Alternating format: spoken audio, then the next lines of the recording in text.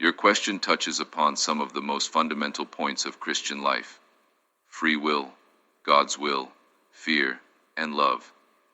These issues are deeply connected to our faith and spiritual development.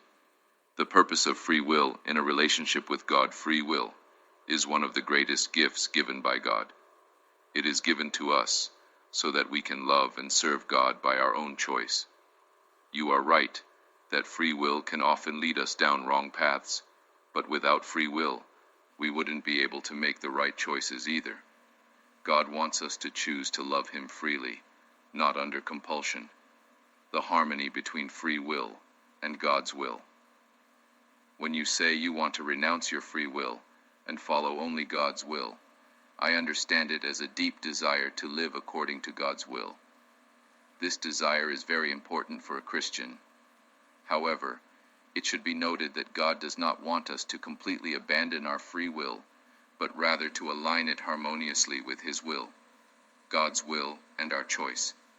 Jesus taught us to pray, "Thy will be done," Matthew 6:10. But that prayer expresses our willingness to accept God's will through our own will. We do not renounce our freedom, but we freely choose to submit to God's will. 3. Following God's will out of love. As we grow spiritually, we learn that love for God is more powerful than fear. When we love God with all our hearts, that love becomes the driving force of our lives. Fear may be the first step in entering into a relationship with God, but in a deeper Christian life, we begin to be guided by love. The difference between fear and love, fear of making a mistake and being punished, may be the first step in following God's will, but as you establish a deeper connection with God, that fear should transform into love. Love compels us to follow God's will not through fear, but through love. 1 John 4:18. There is no fear in love, but perfect love casts out fear. 4. The necessity of free will. Free will remains important, even when we choose to live according to God's will. A Christian does not renounce their free will, but rather aligns it with God's will. God does not want us to be robots, or to be forced to submit to His will.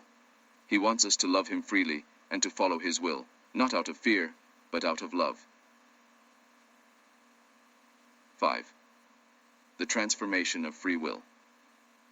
When you say you want to renounce your free will, I understand that you want to rid yourself of the choices that lead to wrong paths. This is very important, but God wants us to strive for the right path through our will.